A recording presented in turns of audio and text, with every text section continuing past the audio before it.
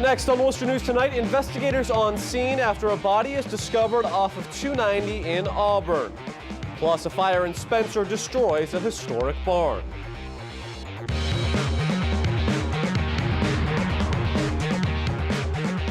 Good evening, thanks for joining us. I'm Tim McCone. We begin tonight in Spencer, where a 3-alarm fire has completely destroyed a barn that is over 100 years old, and the fire is suspicious. The fire broke out around 5 o'clock Tuesday afternoon. Spencer Fire responded along with the departments from Leicester and Paxton.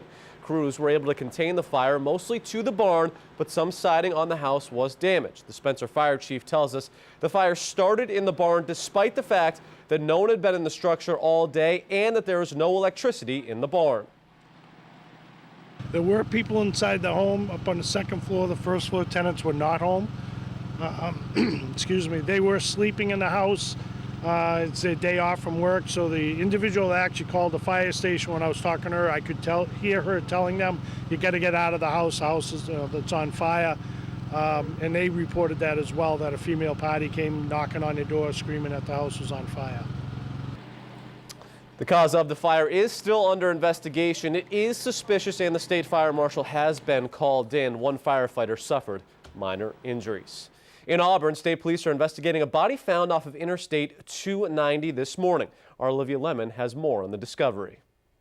Body was discovered on the side of the road late this morning. Massachusetts State Police detectives assigned to the Worcester District Attorney's Office are investigating the discovery. The District Attorney's Office at this time will only confirm it was a man's body. No identification has been made. Auburn Fire and first responders were on scene throughout the day.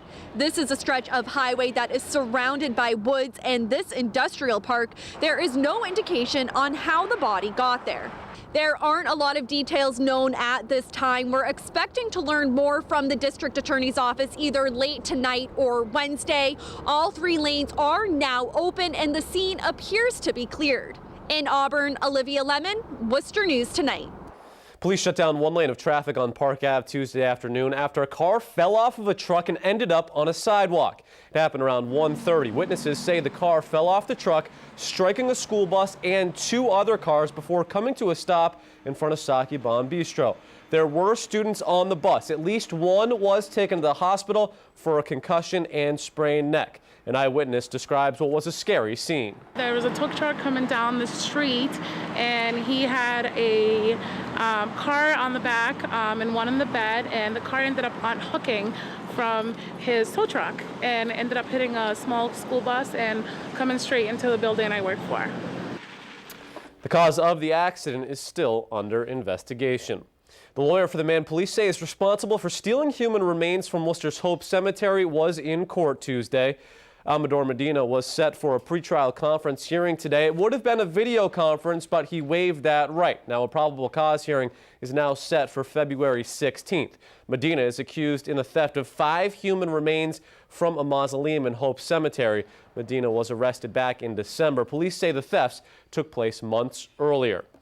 Temperatures take a dip today. It was the coldest day of the season so far, and with the wind chill, some parts of our area felt like it was below 0 this morning. Our Andy Madison braved the low temps and has more.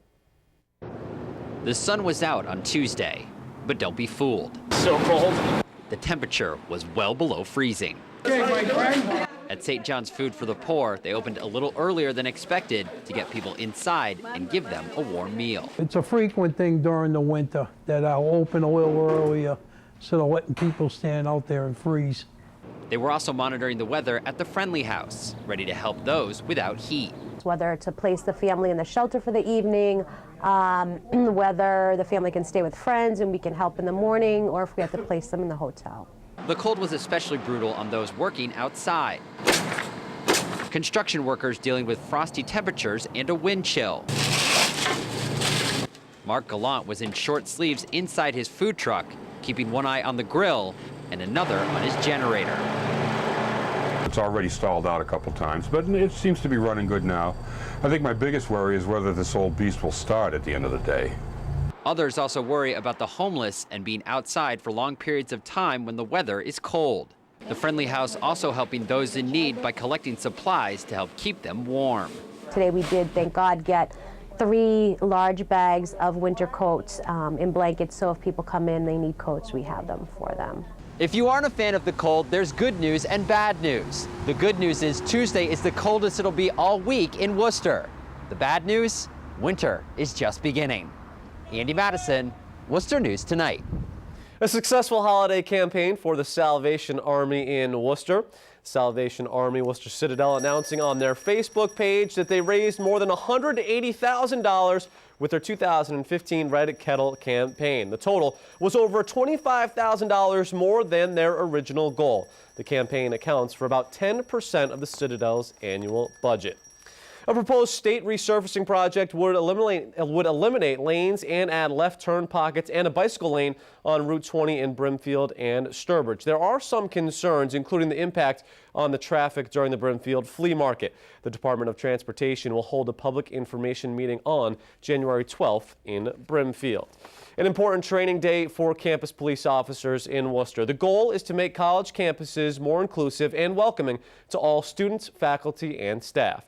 Our Patricia Nicholas has more. Class is in session for local college campus police officers. WPI and the Worcester Police Department hosted a LGBTQ safe zone training. WPI Outreach Coordinator for Diversity Programs, Quante Turner, says it's important to have these type of trainings. Our LGBTQ students face a lot of adversity, so we want to make sure that especially our individuals that have a high touch with our students and our community members are well trained in dealing with any circumstances that might come up, having an understanding of what an individual might be going through, and just being better all-around allies. The Safe Zone training provides college campus police with education on issues affecting the lesbian, gay, bisexual, and transgender community. Lieutenant Richard Bates serves as the Worcester Police Department LGBTQ liaison. He says it's all about creating a united front. Well, what we wanted to do was we wanted to create a uniform training curriculum so that we had a uniform safe zone program at all the college campus police departments so that we could better serve the LGBTQ community on the campuses. The training lasts for 3 hours. Police were taught proper pronouns as well as hurtful terms. Zoe Reidinger is an assistant teaching professor at WPI. She identifies as queer. LGBTQ activism is a cause that she is passionate about. So currently we know that LGBTQ plus youth have a disproportionately high likelihood of being homeless, attempting suicide, dropping out of school. And so we know that if they have some sort of support structure, that they are much less likely to do all of those. Patricia Nicholas, Worcester News Tonight. MBTA riders could be facing fare hikes as early as July. This as the T uncovers tens of millions of dollars in questionable overtime payments to workers. Peter Howe has the details. 5 or 10% on what we're paying right now. It's going to be a lot for people that pay so much for the fares and stuff. No surprise, MBTA riders like Mike Falzerano and James Jarman don't like the idea of the struggling T raising fares. But now more and more riders are finding out their fares are funding an overtime bonanza for MBTA workers. It's something like that, that's crazy. As it digs into the transit agency's books, the T's Fiscal and Management Control Board has found some workers making over $100,000 a year in overtime. And it's also found a T perk most Massachusetts workers can't get. Specifically, many unionized T workers can collect overtime after working more than 8 hours in a day, even if they work less than 40 hours that week or take days off. Data show the T paid $31.8 million in OT last year to employees during weeks they'd clocked in less than 40 hours. In comparison, the proposed fare increases would yield $33 million to $50 million a year. Unions argue their overtime was collectively bargained and okayed by past T management, but the T now has auditors reviewing overtime payments for any abuse and for how to get them under control, something the Massachusetts Taxpayers Foundation's Eileen McEnany calls critical. It's going to take a while to fix, but they really have to before they go to riders and ask for more money and increase fares. I think it's really critical that they make sure they take care of some of these issues, and certainly overtime is one of them. I think it's incredibly important that we instill some confidence in the MBTA. In Boston, I'm Peter Howe, Worcester News Tonight. The T's possible fare increases would affect the Framingham-Worcester commuter rail line. Again, the increases could be as high as 10% and could take effect as early as July 1st. The more expensive commute is not exactly welcome news to a rider we spoke to at Worcester's Union Station Tuesday. The more they raise it, the less we make. That's the obvious truth of the matter, you know. When I was making $14 an hour out there, I was going out there from here, Worcester. I was making, I would leave at 6 a.m. and get back at 8.